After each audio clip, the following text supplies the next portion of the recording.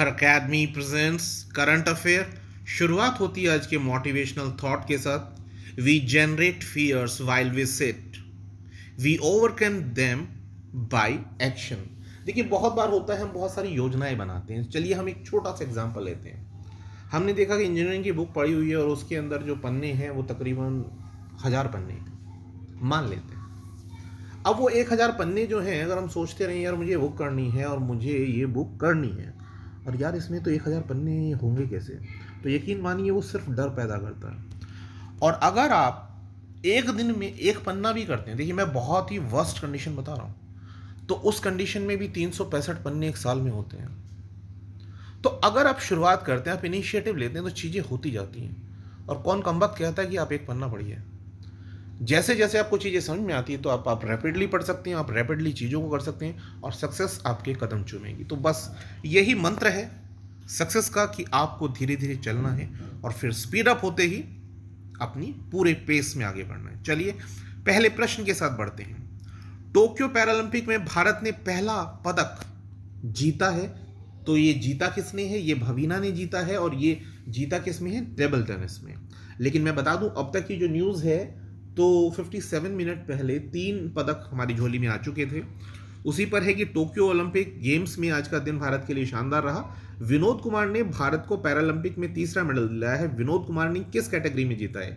ये जीता है डिस्कस थ्रो में। कौन सा मेडल है? ब्रॉन्ज। इससे पहले निषाद कुमार सिल्वर मेडल जीत चुके हैं। किस में? हाई जंप में।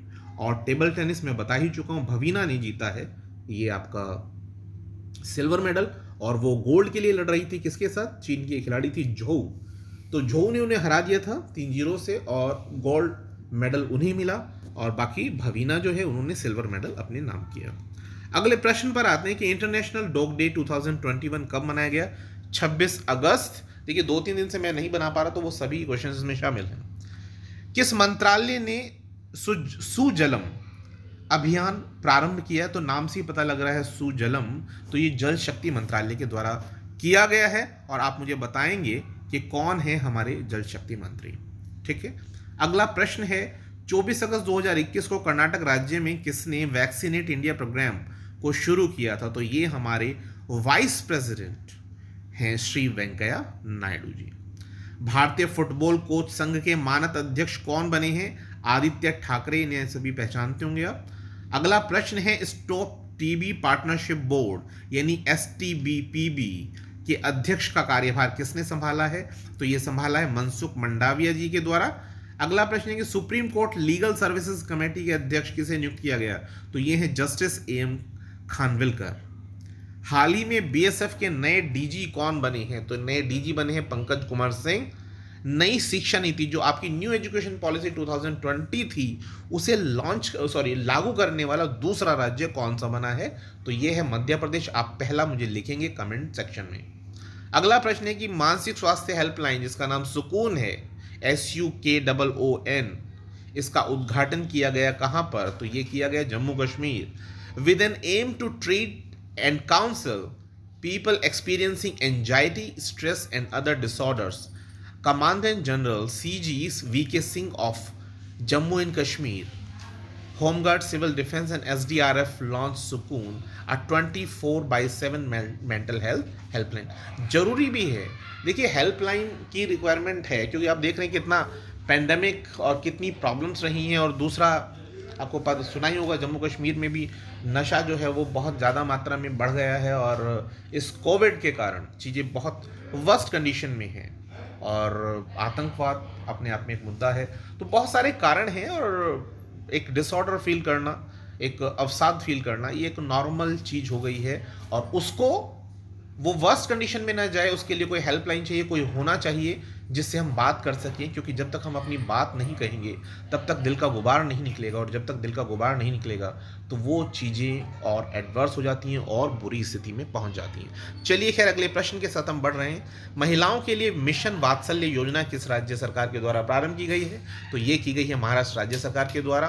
तो मुख्यमंत्री साहब कौन है? मुख्यमंत्री जी हैं उद्धव ठाकरे। और महाराष्ट्र सरकार ने कोविड-19 में जिन महिलाओं ने पति खो दिए यानी जो विधवा हो गई हैं उन महिलाओं की मदद के लिए मिशन वात्सल्य नामक एक विशेष मिशन लॉन्च किया है। तो मिशन वात्सल्य उन महिलाओं को एक छत के नीचे बहुत सारी सेवाएं, लगभग 18 लाभ प्रदान करेगा। यह ग्रामीण क्षेत्रों, गरीब पृष्ठभूमि, वंचित वर्गों से आने वाली जो विधवाएं हैं उन पर विशेष ध्यान देने के साथ विधवाओं के लिए डिज़ाइन किया गया है। इस मिशन के तहत संजय गांधी निराधार योजना और घरकुल योजना जैसी योजनाओं से महिलाओं को फ़ायदा होगा। इसमें उम्मीद की जा रही है बेनिफिशरीज जो रहेंगे वो कितने रहेंगे, पिछले 18 महीनों में 15,095 महिलाओं ने अपने पति खोए हैं और जिला टास्क फोर्स ने 14,661 ऐसी महिलाओं को चिन्हित किया है, सूचीबद्ध किया है और उन्हें लाभ प्रदान किया गया करने के लिए। लाभ प्रदान करने वाला जो नोडल विभाग है, यह मिशन महिला एवं बाल विकास विभाग द्वारा क्रियान्वित किया जा रहा है। महिला एवं बाल विकास विभाग के अधिकारी, बाल विकास परियोजना अधिकारी, आंगनवाड़ी कार्यकर्ता, स्थानीय इकाई के अधिकारी इन महिलाओं को सेवाएं प्रदान करने के लिए उनके घर भी जाएंगे। अगला प्रश्न आता है कि बी इंटरनेट ऑसम कार्यक्रम किसके द्वारा लॉन्च किया गया? तो ये गूगल के द्वारा लिया गया एक इनिशिएटिव है। Google on Wednesday announce that it has stepped up its commitment to online safety in India with a slew of new programs and initiative. देखिए बेसिकली है क्या, एक कंपनी का एक्सेसिबिलिटी ज़्यादा से ज़्यादा बढ़ाने के लिए हमें एक सिक्योरिटी देना होता है, एक बताना होता है, आश्वासन देना होता है कि भाई देखिए आपके बच्चे जिस ऐप को यूज़ कर रहे हैं, जिस सेवा का यूज़ कर रहे हैं, तो उससे उन्हें कोई हानि नहीं होगी, वो बिल्कुल सेफ़ है, सिक्योर है। और ऐसा ही कुछ किया गया गूगल के द्वारा। Announced at the virtual Google for India event dubbed as safer with Google. These investments include the expanding resources in its trust and safety teams in India, the launch of newly enhanced Google Safety Center in 8 regional language, 8 क्षेत्रीय भाषाओं में, and user education program focused on online safety for kids and families as we continue to invest in making the internet helpful for over a billion Indians. We value the trust of users place in us more than anything else. We are committed to protecting our users every day by using the world's most advanced security infrastructure, treating their data with the utmost responsibility, and giving them the complete control over their data, Sanjay Gupta, the country manager and the vice president Google India, said in a statement. You're getting my point? चलिए आगे बढ़ते हैं। प्रभु शर्मा किस देश के नए सेना प्रमुख बने हैं? तो ये हैं नेपाल के। और अगला प्रश्न आता है सीन लॉके जो हैं उनका हाल ही में निधन हुआ है, कौन थे? तो वो थे कॉमेडियन।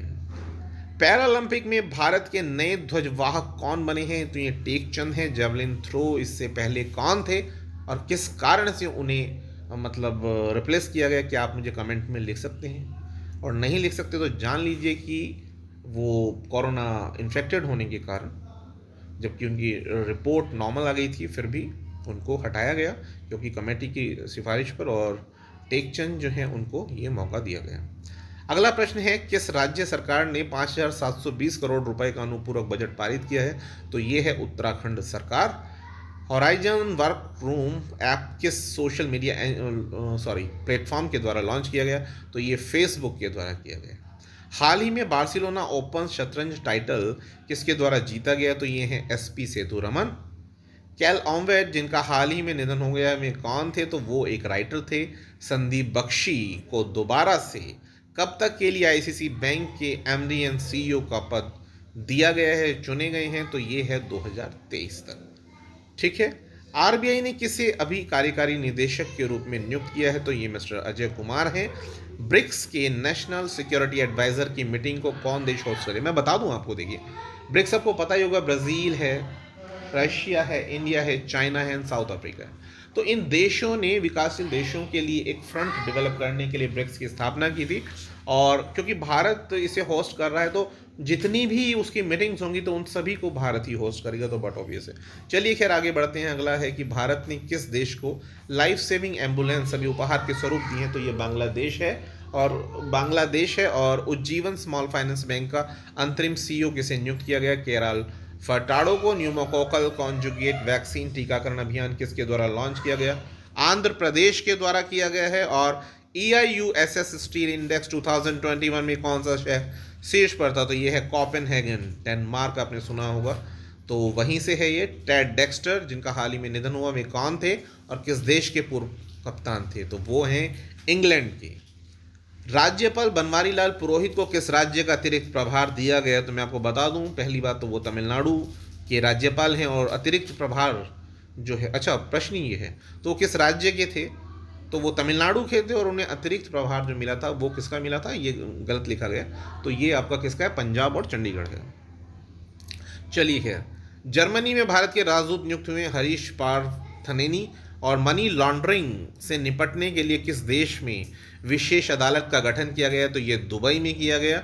और अंतर्राष्ट्रीय जलवायु शिखर सम्मेलन की मेजबानी कौन करेगा? ये भारत करेगा।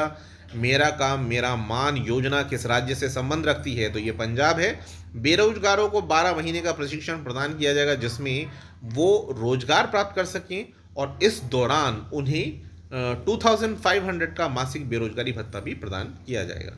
विश्व का सबसे बड़ा और सबसे ऊंचा ऑब्जर्वेशन व्हील किस देश में होगा? तो ये है आपका संयुक्त अरब अमीरात। और इससे पहले कौन सा था? इससे पहले आपको पता होगा ये लंदन में था।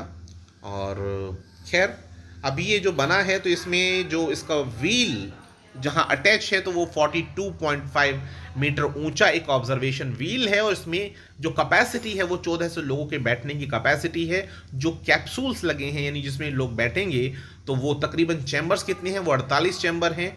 और ऑब्जर्वेशन व्हील अगर अपनी मैक्सिमम हाइट तक जाए, आपने देखा हो ना, जैसे हम लोग एक पत्थर घुमाते हैं धागा बांधकर, तो वो जो अपनी हाईएस्ट पॉइंट होता है, तो वो हाईएस्ट पॉइंट की जो हाइट होगी मतलब अर्थ से, तो वो 250 मीटर के आसपास होगी। कोई पूछ ले आपसे कि लोकेशन क्या है इसकी, तो ये ब्लू वाटर आइलैंड है। किसानों के लिए राष्ट्रीय खाद्य एवं पोषण अभियान का शुभारंभ किसने किया है? तो ये केंद्रीय कृषि मंत्री नरेंद्र सिंह तोमर के द्वारा किया गया।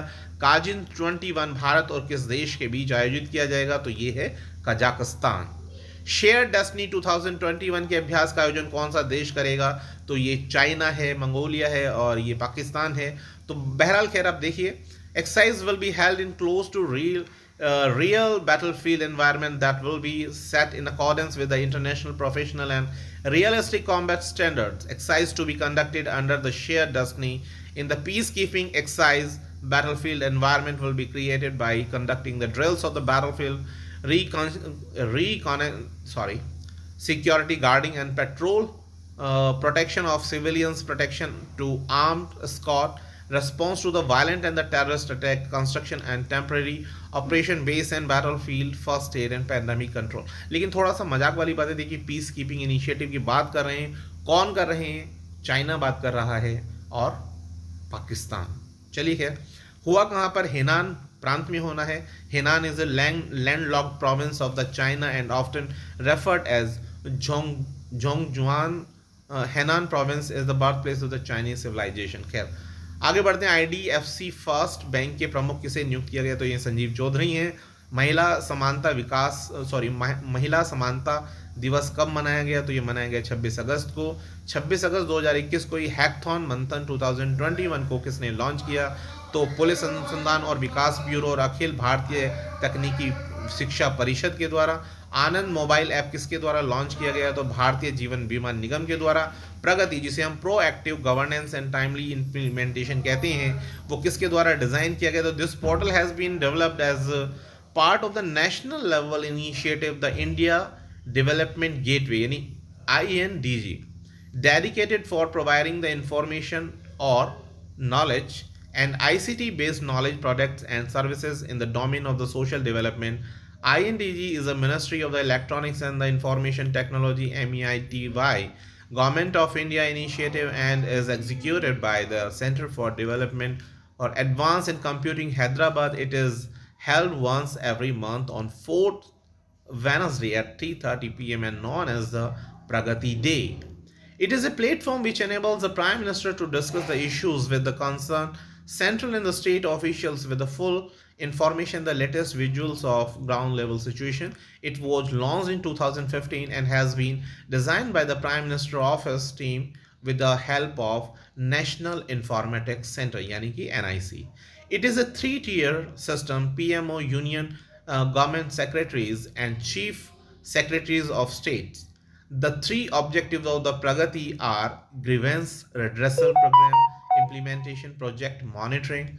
The Pragati platform uniquely bundles three latest technologies: the digital data management, video conferencing, and geospatial technology. It promotes the cooperative federalism as it brings on the platform the secretaries of the government of India and the chief secretaries of the state. आप देख सकते हैं कितना important news है ये। 25 अगस्त 2021 को किस मंत्रालय ने समृद्ध कार्यक्रम को लॉन्च किया था? तो ये इलेक्ट्रॉनिक्स और सूचना प्रौद्योगिकी मंत्रालय। हवाना सिंड्रोम का संबंध किससे है? अजीब सी आवाजें सुनाई देना। वाईकॉम आंदोलन का संबंध किससे था? तो वाईकॉम आंदोलन का संबंध था नारायण गुरु से, और वो कौन से सिद्धांत को मानने वाले थे? अद्वैत सिद्धांत को मानने वाले थे। Thanks a lot for watching this video. Have a good evening. Okay, have a good day.